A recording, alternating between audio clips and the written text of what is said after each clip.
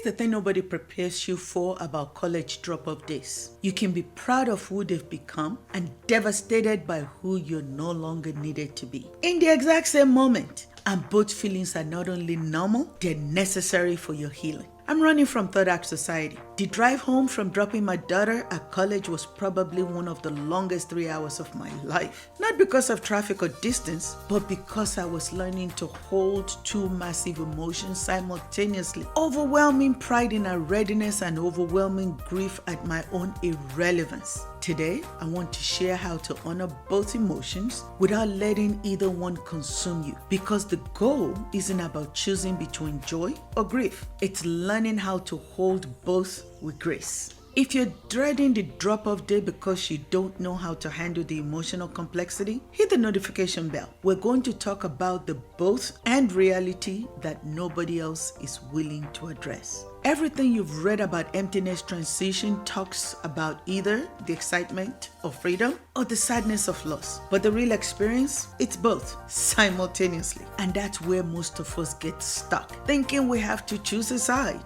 You can watch your child confidently navigate their new independence and feel proud tears. Then turn around and see their empty parking space and feel grief tears. Same day, same mother, both responses completely valid.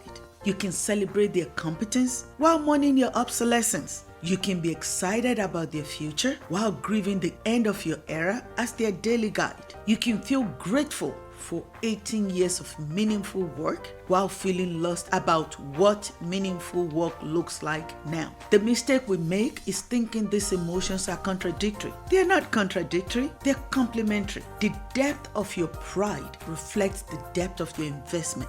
And let me be the first to acknowledge that this relationship, this investment, is different for each woman. The intensity of your grief reflects the intensity of your love. You can't have one without the other when you've loved this completely. Comment below if you're already feeling this emotional complexity before they even leave. You're not confused. You're experiencing the natural reality of deep love. Let me paint a picture for you of what this actually looks like, because the movies get it completely wrong. Drop-off day arrives like a freight train dressed as a celebration. You pack their beans with the efficiency of someone who's been unconsciously preparing for this moment for months. You drive to campus making conversations that feel both important and impossible. Everything you want to say competing with everything they need to hear. You unpack their new room, arranging their things in space that will never be yours. You meet their roommate and smile while internally cataloging everything you hope this stranger will know about your child's need. You hug goodbye longer than they want, but not as long as you need. And then you drive away. And that's when both emotions hit you with the force of a tidal wave.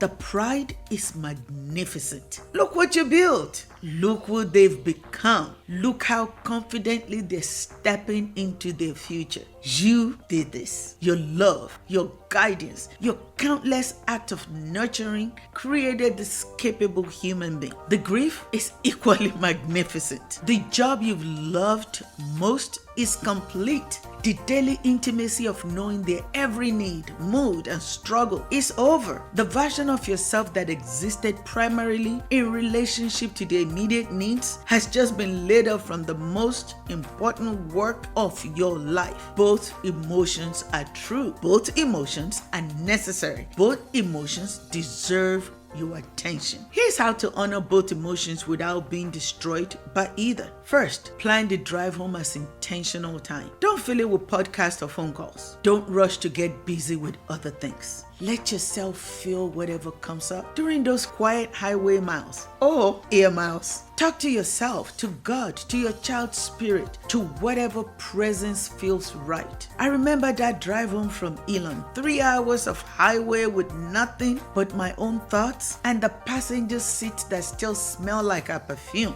I cried for the first hour, celebrated for the second, and spent the third hour just being amazed at the complexity of love. Second, create rituals for both emotions. When you get home, Do something to honor your pride. Look through photo albums. Call someone who understands your journey. Write down everything you're proud of in this human being you've raised. Then do something to honor your grief. Sit in their room for a few minutes if you need to. Hold something that still smells like them. Let yourself cry without trying to fix or stop the tears. Grief needs witness, not solutions. Third, give yourself permission to oscillate. You don't have to land on one emotion and stay there. You can feel proud at breakfast and grief-stricken by lunch. You can feel excited on Tuesday and devastated by Wednesday. This isn't mood swings. This is emotional integration. If you've already experienced drop-off day,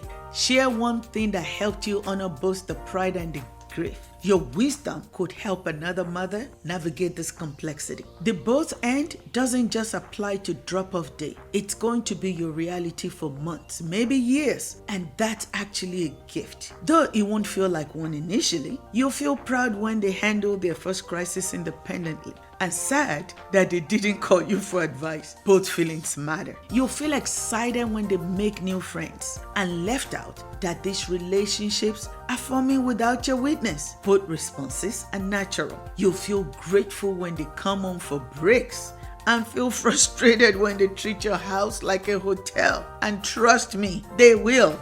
You'll feel happy when they share their adventures, and wistful for the adventures you used to share daily. This isn't confusion. This is the complexity of love that has successfully transformed from dependency to independence. The goal isn't revolving these contradictions. It's learning to hold them gracefully. And here's what I've learned after 10 years of living in this both end space. The contradiction is where the wisdom lives. The space between pride and grief is where transformation happens. The ability to hold both emotions is what eventually allows you to love with an open hand instead of a closed fist. If your child is living in September, here's how to prepare for both and reality. Start practicing emotional flexibility now. When you feel proud of their independence, also acknowledge what that independence means you're losing. When you feel sad about their growing autonomy, also celebrate the success that autonomy represents. Create support systems for both emotions. You need people who will celebrate your success as a mother and people who will witness your grief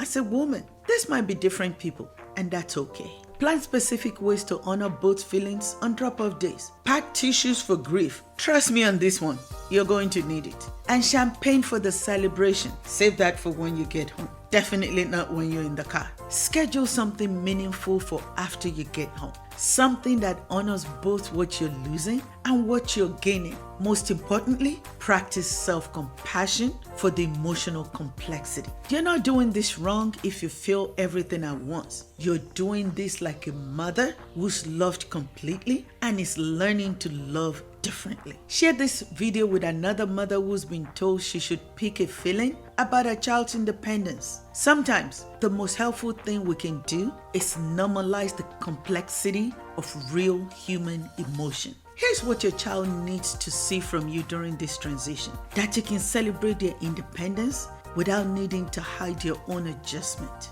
They need to know that your struggle with their living isn't about them. It's about the natural process of loving someone so completely that their growth requires your own. When you honor both your pride and your grief, you're modeling emotional intelligence. You're showing them that love is complex, that transitions are hard for everyone involved, and that strength includes the capacity to feel deeply without being overwhelmed by those feelings. You're also giving them permission to have complex feelings about leaving home. They might feel excited about independence and sad about leaving family, proud of their accomplishments and scared about the new challenges, ready for freedom and nostalgic for security. When you hold space for your own contradictory emotions, you create space for theirs too. The both end isn't a problem to solve, it's a capacity to develop. The goal isn't choosing between joy and grief, but learning to let both emotions coexist in your heart, honoring the full magnitude of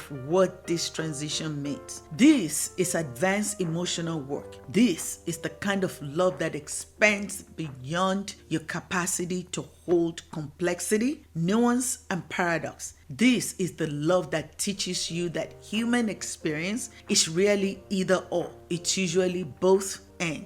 The both and approach transforms drop off day from a day you have to survive into a day you can honor. You're not just watching your child live, you're witnessing the completion of one of the most important projects of your life while simultaneously beginning the next chapter of your own beginning. Look at what you've built. Look at the confident, capable human being who's ready to take on the world because of your love, your guidance, your countless acts of nurturing. You didn't just raise a child, you raised someone who can thrive without needing you every day. That's not failure, mama. That's your masterpiece. If you're facing September drop-off, you deserve tools that honor the magnitude of what you've accomplished and what you're releasing. I've created Preparing for the Beautiful Goodbye, your complete survival guide with specific rituals, drop-off day planning, and framework for holding contradictory emotions with grace instead of being torn apart by them, because you've earned support that